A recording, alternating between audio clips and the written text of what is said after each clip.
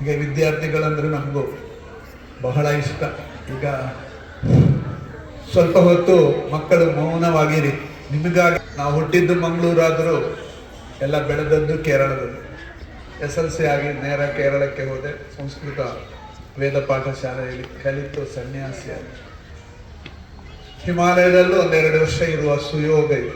ಆಗ ಪ್ರಕೃತಿ ಏನು ಎಂಬುದನ್ನು ನಾವು ಸ್ವತಃ ಅನುಭವಿಸಿದವರು. ಪ್ರಕೃತಿಯಿಂದ ನಮಗೇನಾಗ್ತದೆ. ನಾರಾಯಣ ಗುರುಗಳ ಹತ್ರ ಒಂದು ಮಾತು ಕೇಳ್ತಾರೆ, ಸತ್ತ ನಂತರ ಏನ್ ಮಾಡಬೇಕು ಅಂತ. ದಫನ ಮಾಡಿದರೆ ಭಾರಿ ಒಳ್ಳೆಯದು,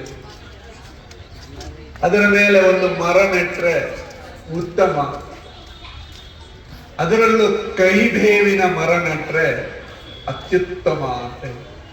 ಆದರೆ ಈಗಿನ ವಿಜ್ಞಾನಿಗಳು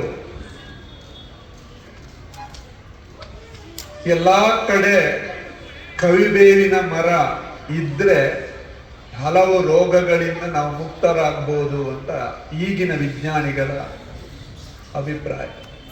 ಹಾಗಾದ್ರೆ 100 ವರ್ಷದ ಹಿಂದೆ ಒಬ್ಬ ಋಷಿ ಸತ್ತವ ಏನು ಸಂಸ್ಕಾರ ಮಾಡ್ತೇವೆ ಅದರ ಮೇಲೆ ಕವಿಬೇವಿನ ಮರನಡಿ ಅಂತ ಹೇಳಿದ್ರೆ ಅರ್ಥ ನಿಮಗೆ ಅರ್ಥ.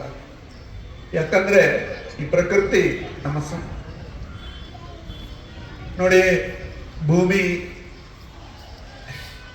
23.5 ಡಿಗ್ರಿ ವಾಲಿದೆ ಅಂತ.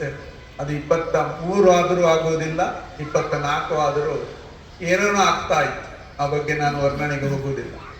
ಆದರೆ ಅದು ಯಾಕೆ ನಿಂತುಕೊಂಡಿದೆ ಅಂತ ಹೇಳಿದರೆ ಅದು ಪ್ರಕೃತಿಯ ವೈಶಿಷ್ಟ್ಯ. ಇಲ್ಲಿ ಎಲ್ಲ ರೀತಿಯ ಪ್ರಾಣಿಗಳಿವೆ, ಒಂದನ್ನೊಂದು ಕಚ್ಚಿ ತಿಂತವೆ, ಏನೇನೋ ಮಾಡ್ತವೆ. ಅದು ಆಗದಿದ್ರೆ ಯಾವುದಾದರೂ ಮಾಂಸಾಹಾರಿಗಳ ಪ್ರಾಣಿಗಳೇ ಇರ್ತಿದ್ರೆ ನಾಳೆ ನಮಗೆ ನಡೀಲಿಕ್ಕೆ ಆಗ್ಲಿಲ್ಲ, ನಮ್ಮನ್ನೇ ತಿಂತಿದ್ದು. ಅದೇ ರೀತಿ ಸಸ್ಯಾಹಾರಿ ಪ್ರಾಣಿಗಳೇ ಇರ್ತಿದ್ರೆ ಈ ಎಲ್ಲ ಅವರದೇ ಕಾಟ ಜಾಸ್ತಿ ಆಗ್ತದೆ. ಅದಕ್ಕೆ ಸಮತೋಲನ ಮಾಡಲಿಕ್ಕೆ ಎಲ್ಲಾ ರೀತಿಯ ಪ್ರಾಣಿಗಳನ್ನು ಭಗವಂತ ಕೊಟ್ಟಿದ್ದಾನೆ. ಆದ್ದರಿಂದ ನಾವೇನ್ ಮಾಡಬೇಕು, ನಮ್ಮ ಪ್ರಪ್ರಥಮ ಮಾಡಬೇಕಾದ್ದು ನಾವು ಗಿಡ ಮರಗಳನ್ನು ನೆಡಬೇಕು. ನಾನು ಕಾರ್ಕಳದ ಒಂದು ಕುಗ್ರಾಮದಲ್ಲಿ ಒಂದು ಅನಾಥಾಶ್ರಮ ಸ್ಕೂಲನ್ನು ನಡೆಸ್ತಾ ಇದ್ದೆ, ಈಗಲೂ ಉಂಟು. ಅಲ್ಲಿ ನೋಡಿ ನನ್ನನ್ನು ಇಲ್ಲಿ ಬೆಂಗಳೂರಿಗೆ ಕರ್ಕೊಂಡು ಬಂದು ಪೀಠಾಧಿಪತಿ ಮಾಡಿ. ನನ್ನಲ್ಲಿ ಗಿಡ ಮರಗಳಿಗೆ ಹೆಚ್ಚಿನ ಪ್ರಾಶಸ್ತ್ಯ ನೋಡಿ.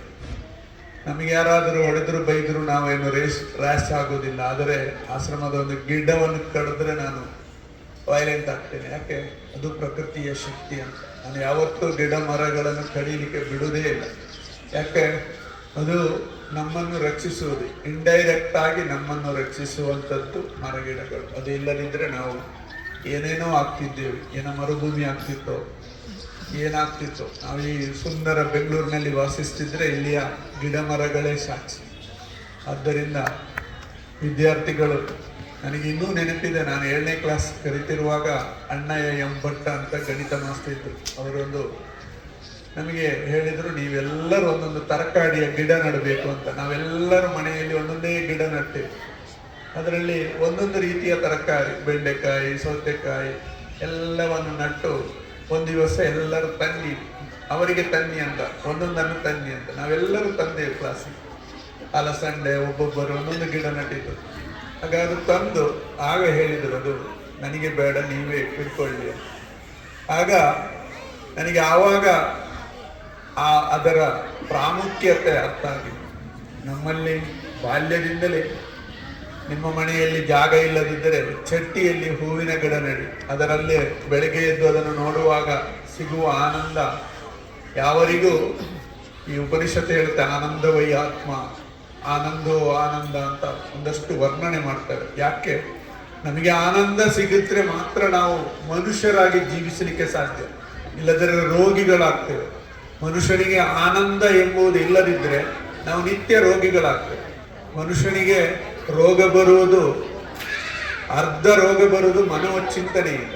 ಅದು ಹೋಗ್ಬೇಕಾದ್ರೆ ನಾವು ಆನಂದದಿಂದ ಕೊಡ್ಬೇಕು. ಆನಂದ ಅಂದ್ರೆ ಪ್ರಕೃತಿ ಎಲ್ಲವೂ ನಮಗೆ ಸಿಗ್ಬೇಕು.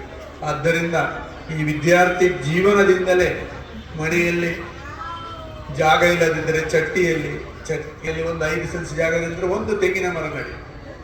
ನಾನು ಆಶ್ರಮ ಮಾಡುವಾಗ ಪ್ರಥಮವಾಗಿ 108 ತೆಂಗಿನ ಮರ, 208 ಅಡಿಕೆ ಮರ, 108 ಕಲ್ಲರಿನ ದಾಸವಾಳ, ಒಂದು 150 ಕಲ್ಲರಿನ ಗುಲಾಬಿ ಗಿಡಗಳನ್ನೆಟ್ಟು ಆಶ್ರಮ ಸ್ಟಾರ್ಟ್ ಮಾಡಿದ್ದು ಕಾರ್ಕಳದಲ್ಲಿ. ಯಾಕೆ? ಅದು ಪ್ರಕೃತಿಯ ಒಂದು ಸಮತೋಲನಕ್ಕಾಗಿ. ಒಂದು ನಮಗೂ ಆನಂದ, ಬೆಳಿಗ್ಗೆ ಎದ್ದು ನೋಡುವಾಗ ಎಷ್ಟು ಆನಂದ